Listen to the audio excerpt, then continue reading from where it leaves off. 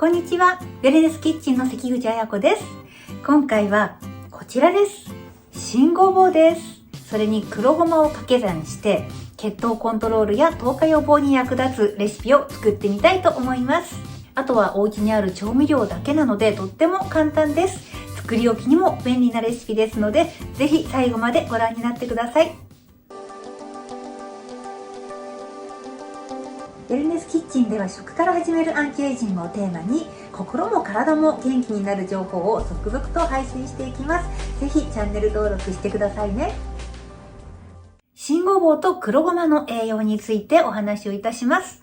新ごぼうは泥ごぼうに比べて柔らかくてみずみずしいのが特徴です。限られた時期にしか出回らないので、ぜひ召し上がってみていただきたいお野菜です。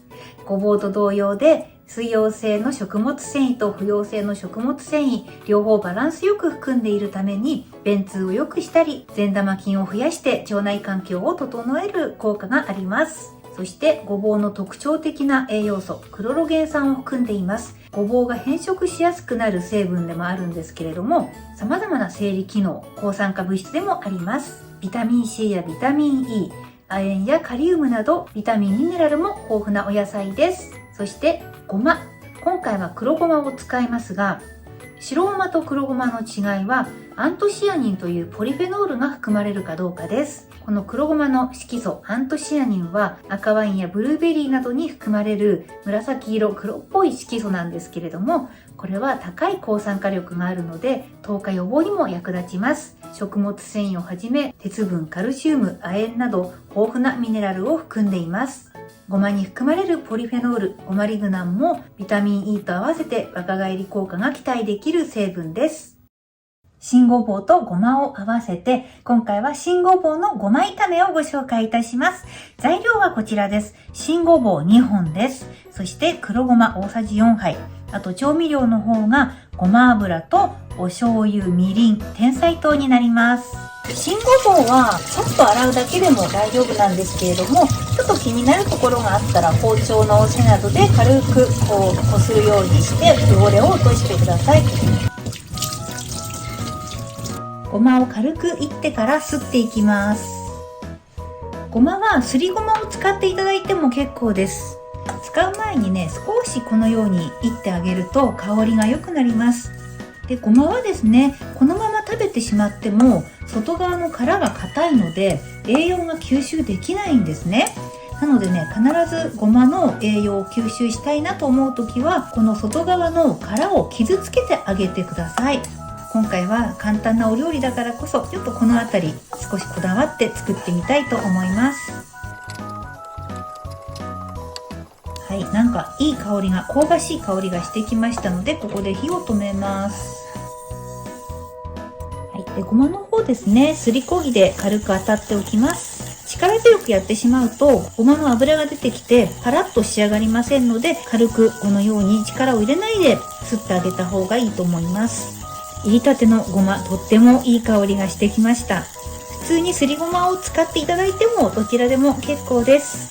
今回は黒を使っていますが、白ごまでもどちらでも結構です。お好きな方をお使いください。今洗ったごぼうですね。ちょっと置いとくと色が黒くなりますけれども、これは先ほどお話ししたクロロゲン酸というポリフェノールなので、このままで大丈夫です。抗酸化物質なので、これを水につけて洗い流してしまうともったいないです。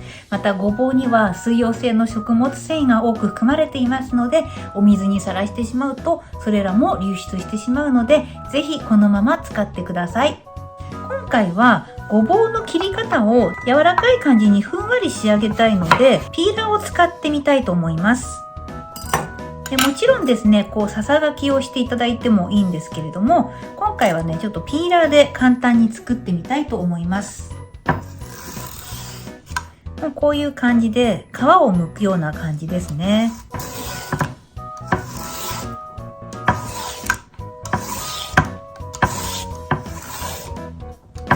こんな感じで薄切りをします。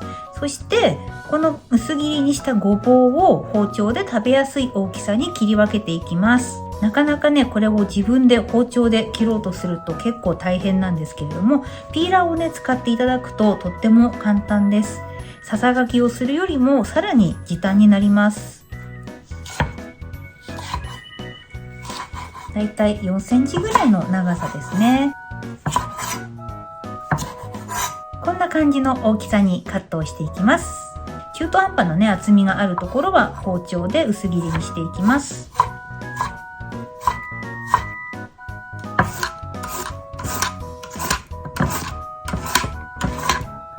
こういう端っこのところもね、包丁で薄切りにしちゃってください。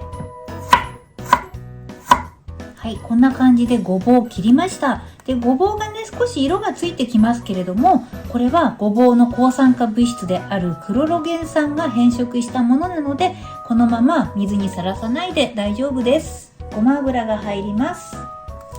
ごぼうを入れて炒めていきます。火加減は中火ですね。ずっと中火のまま炒めていきます。ごぼうの硬さはですね、もし少し柔らかめに仕上げたければ、大さじ2杯ぐらいのお水を加えて、そのお水が完全に蒸発するまで炒めていくと少し柔らかくなってきます。今回は少し歯ごたえを楽しむような感じで、このまま炒めていきますね。ごま油が全体に回って、ごぼうがとっても香ばしい感じに仕上がってきました。少しね、焼き色がつくぐらいの炒め具合で大丈夫です。ごぼうがですね、ちょっと火が通ってきて、色が少し変わってきましたので、調味料を加えたいと思います。お醤油が入ります。みりんです。甜菜糖が入ります。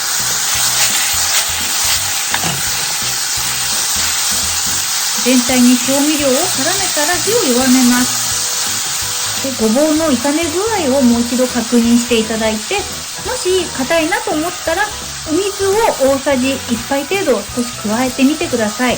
で、最後煮汁を完全に吸わせるまで炒めていけば、ごぼうも柔らかくなっていきます。お水の量でごぼうの硬さは調整してみてください。今回はね、少し歯ごたえが残る程度に炒めていますので、このあたりで仕上げていきます。はい、先ほどすりおろしたごまが入ります。ごぼうに対してね、かなりたっぷりのごまが入りました。はい、火を止めてごまを全体に絡めていきます。ごま和えとは違ってね、少しね、炒めて仕上げているので、とっても香ばしいんですよね。はい、こんな感じです。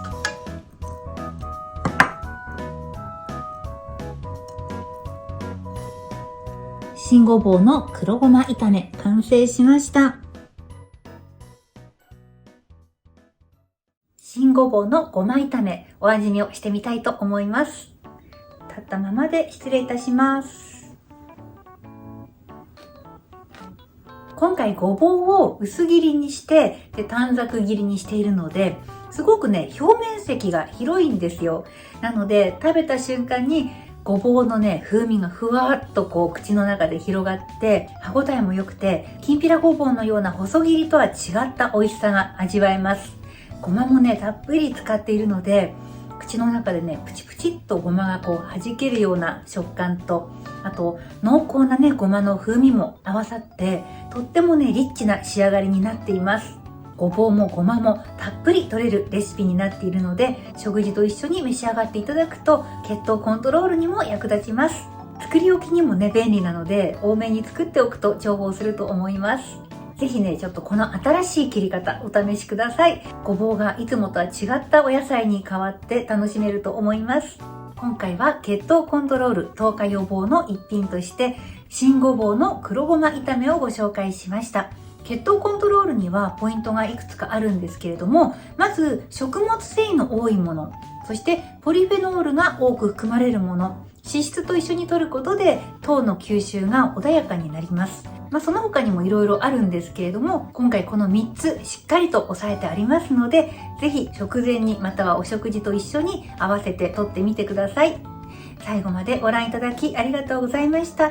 それではまた別の動画でお会いしましょう。